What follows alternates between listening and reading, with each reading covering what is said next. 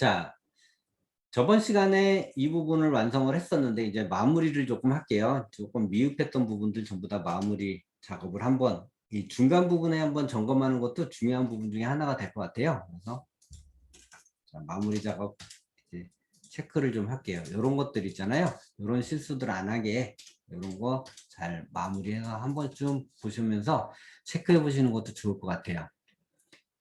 쭉 체크해 보시고 혹시 뭐 잘못된 거 있는지, 자 이런 거는 고치셔야 돼요. 이건 MA 하셔갖고 아까 제가 처음에 했을 때 했어야 되는데 이거 두 개 만들어 놓고 했어야 되는데 그거를 설명드리면서 하다 보니까 나중에는 이거 어레이도 이 두 개 만들어 놓고 한꺼번에 어레이 시켜 버리거든요. 근데 그거 안 했으니까 이렇게 선 두께 같은 거 이렇게 틀리지 않게 단면은 단면으로 명확하게 보일 수 있도록 그렇게 작업을 한번 해주셔야 되겠죠.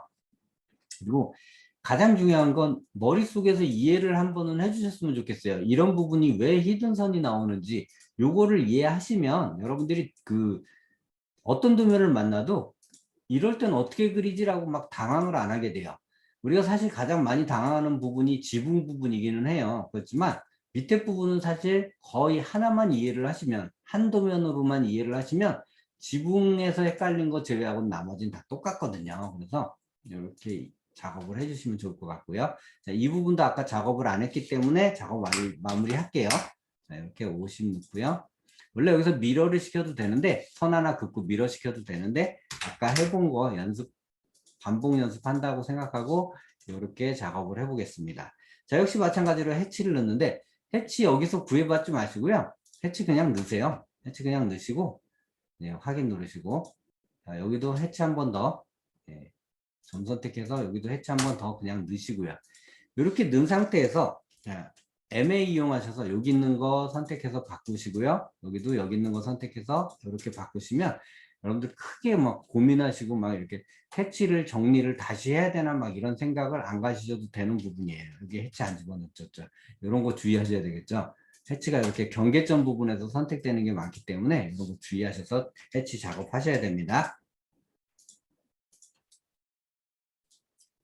자, 이렇게 작업이 다 끝났어요. 이제 우리 잘못된 부분 없는지 확인했고, 자, 이 부분 지금 아직도 안 됐죠. 네, 복사를 해서 이렇게 이쪽으로 갖다 놓고요. 이쪽도 어쨌든 온수 파이프는 있을 테니까 이렇게 갖다 놔주시면 되겠습니다. 자, 그 다음에 이제 우리가 확인하셔야 될 부분, 이제 요 아랫 부분이죠. 단열재 부분. 위에 있는 질석보온재와 밑에 있는 단열재는 그 종류가 달라요. 왜 다르냐면 여기는 질석보온재는 스티로폴 개념보다는 이 네, 스티로폴 개념보다는 우리가 그 뭐야 그 은박지에 질석 갈아져 있는 어떤 그런 재료를 석고보드 같은 재료라고 생각하시면 돼요. 석고보드 같은데 요거를 솜에다가 이렇게 섞어 가지고 푹신푹신하게 만드는 걸 아래 위로 은박지를 섞은 재료가 질석보온재라고 보시면 돼요. 그래서 은박지처럼 보여져요. 보이는 게. 근데 요 아래 부분에 있는 단열재는 고압축 스티로폴을 사용합니다. 그래서 요 고압축 스티로폴 같은 경우 옛날 스티로폴 생각하시면 왜 하얀색에 이렇게 동그란 알갱이 떨어져 나가는 그런 스티로폴이 아니고요. 이제 그 좀 더 가늘고 얇게 그 거의 그 가루화 시킨 정도로 가늘게 해서 고온으로 또 고압으로 압축을 꽉 눌러서 시킨 그런 단열재예요. 그래서 이 질석보온재와 이 단열재는 기호가 다릅니다. 그래서 옵셋 여기가 80이었잖아요. 단열재가 옵셋 40의 선을 하나 만들어요. 40의 선을 만든 다음에 여기서는 사실 이 단열재 기호는 사실 크게 어려운 게 없어요. 왜냐면 우리 미리 뭐야 블루선의 베팅선을 만들어 놨잖아요. 그래서 이 블루선의 베팅선을 만들어 놨는데 베팅이 안 바뀌는 이유가 여기가 지금 바이레이어로 돼 있죠. 이걸 베팅으로 바꾸게 되면 베팅선이 나타나져요. 자, 베팅선이 나타나지는데 지금 축척이 어마어마하게 크죠. 자, 마우스 오른쪽 키 눌러서 특성 가셔가지고 여기에서 지금 우리가 작업을 할 때 배율이 되게 어렵게 생각하세요. 초보자들은. 이거 지금 1대1로 우리가 그 라인 타입에서 10으로 줬잖아요. 요 말이 무슨 얘기냐면 다시 한번 확인해 볼게요. 자, 여기서부터 라인 타입을 10으로 줬어요. 10이면 10배가 커져 있는 도면이죠. 10배가 커져 있는 도면에서 얘도 지금 1대1인데도 불구하고 10배가 커져 있는 상태잖아요. 그러면 어쨌든 10배가 커져 있지만 1대1의 축척을 가고 있는데 우리가 나중에 단면도 출척할 땐 40분의 1로 축척을 해요. 보통 40분의 1이나 50분의 1에서 축척이 되기 때문에 여기서 0.4의 비율로 가거나 0.8의 비율로 가시면 돼요. 항상 0.4나 0.8, 0.12 그 안에서 모든 배율이 조정이 돼요. 그래서 그거를 그냥 아예 나중에는 암기하듯이 해버리시면 그렇게 크게 어려움 없이 베팅선의 두께가 나타나실 거예요. 자, 역시 마찬가지로 이 옆쪽도 옵셋 40 하셔가지고요. MA 하셔서 여기 있는 선을 그대로 MA 하시면 그대로 이 단열재 기호가 나타나지기 때문에 크게 어려움 없으실 거고요. 자, 그 다음에 이제 그 잡석 기호인데요. 잡석 기호는 항상 그렇듯이 여기서 이렇게 한꺼번에 제가 드래그를 안 하잖아요.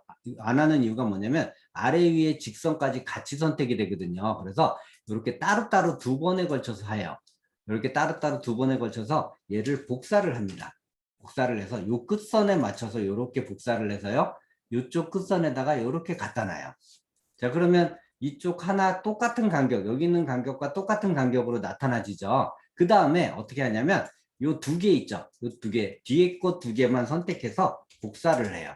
복사를 해서 맨 앞에 걸 기준 삼아서 요렇게 갖다 놓습니다.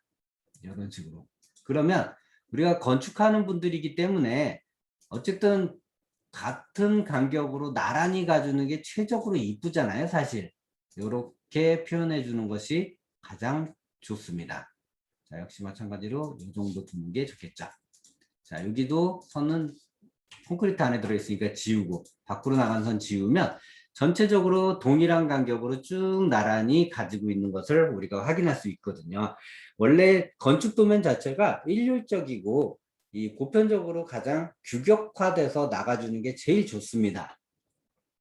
자, 이제 여기까지 올라왔고요. 자, 여기까지 충분히 이제 완성을 다 했습니다. 하부 부분. 이제 남은 건 요 안에 거실 부분이죠. 거실 부분 같은 경우에는 이제 두 가지 방법이 있는데 일단 보면서 확인을 할게요. 거실은 나무에 있는 플로어링을 주로 사용을 하는데 여기서 보시면 이쪽 부분에 보시는 뭐 싱크대도 보이고 창문도 약간 보이잖아요. 이거는 넣으셔도 되고 안 넣으셔도 돼요, 사실. 근데 저 같은 경우에 안 넣는 걸 권장합니다. 왜 안 넣는 걸 권장하냐면 여기에 있는 냉장고라든가 싱크대를 설치하다 보면 다른 걸 놓치고 가세요. 그걸 그리다 보면. 사실 여기 소파도 가로지르고 있는데 소파도 안 그리잖아요. 그건 굳이 이 안에 집기는 나중에 이사를 해서 집어넣는 가구들이기 때문에 여러분들이 직접적으로 안 그려 놓으셔도 되고요. 싱크대 역시 마찬가지로 그 설계 변경이나 이런 등등의 이유로 변경이 될 수 있기 때문에 굳이 기능사 부분에서는 표현을 안 하셔도 됩니다. 실무 도면에서는 표현을 하셔야 돼요. 근데 기능사 부분에서는 안 하셔도 되니까 그냥 여기서는 표현 안 하는 걸로 가겠습니다. 단 거실에 있는 플로어링은 작업을 하셔야 되는데 자, 옵셋 걸레바지 두께 120으로 해도 되고 180으로 해도 됩니다. 두 가지가 왜 다 통용이 되냐면 과거에는 180짜리를 썼어요. 180짜리를 쓴 이유가 뭐냐면 합판 판넬 두께, 플로어링 판넬 두께가 이렇게 조금 높게 보여야지 그 당시에는 좌식 문화가 지금처럼 식탁이나 이런 문화가 아니라 앉아서 지내는 밥도 이 양바지 자세로 앉아서 먹는 스타일이다 보니까 이 걸레바지 자체가 조금 높았어요. 그래서 180을 그 당시에는 많이 썼었는데 지금 같은 경우는 120도 많이 써요. 그렇기 때문에 굳이 180 안 하셔도 상관없을 것 같아요. 근데 여기서 이제 주의하셔야 될 점이 뭐냐면 요 문, 그리고 요 문, 요렇게 선택해서 걸레바지는요. 안방에는 걸레바지가 없어요. 안방은 우리가 장판을 깔죠. 걸레바지를 까는 게 아니고. 부엌하고 거실에만 걸레바지로 해서 플로어링을 까는 거기 때문에 요 선택을 잘 하셔야 됩니다.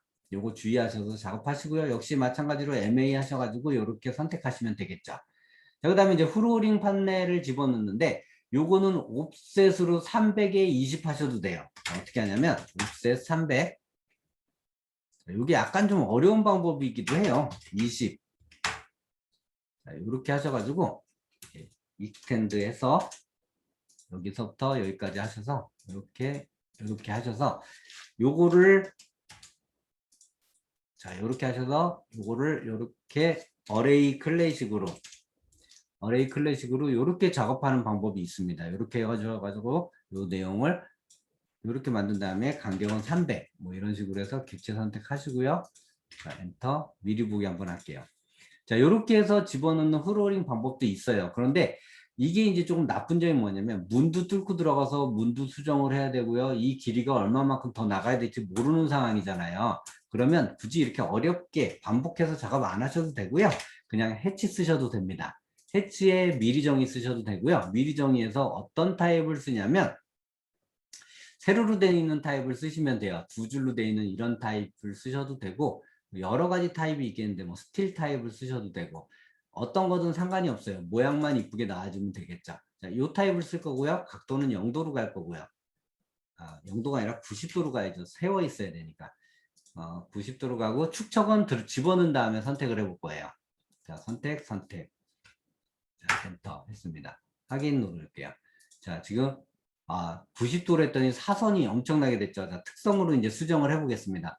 특성으로 수정을 안 하고 여기서 수정해 볼게요. 이번에는 자, 여기서 각도는 45도로 다시 바꿔야 되겠죠. 그러면 지금 현재 일자로 서 있는 상태에서 축척은 지금 현재 굉장히 가늘게 보이죠. 굉장히 가늘게 보이면 여기서 일단 20배로 넣게 되면 상황은 바뀌어요. 그런데 이거를 꼭 뭘로 정해져서 작업을 한다라고 생각하지 마시고 플로어링 모양은 그때그때 달라요. 그래서 그냥 편안하게 작업하시면 되고요. 블루로 바꾸는 것만 잊지 않으시면 되는데 저 같은 경우에는 여기에서 걸레바지를 지금 넣지 않아요. 왜 그러냐면 그거 제가 지금 한번 해볼게요. 자, 렉탱을 하나 해서 여기서 사각형을 하나 그을 거예요. 여기에 거실이라는 글자가 들어간다라고 가정을 해볼게요. 그리고 나서 해치를 한번 넣어볼게요. 이렇게 넣어서 엔터 했어요. 확인 눌렀더니 지금 거실이라는 실명 표시를 뚫고 해치가 설정이 되죠. 그래서 저는 글씨가 다 들어간 다음에 해치를 넣는 것을 적극 권장합니다. 그래서 지금 굳이 해치, 거실의 해치 작업은 안 하셔도 될 것 같습니다. 자, 이렇게 작업을 해주셔가지고 우리 이제 거실 부분과 하단 부분은 이제 거의 완료를 했어요. 거의 완료를 했고 이제 지붕 부분으로 올라갈 겁니다. 그래서 이렇게까지 작업을 하는 것이 우리 이제 그 보온재랑 잡석 기호까지 표현했고 거실 플로링까지 작업하는 것을 한번 확인을 했습니다.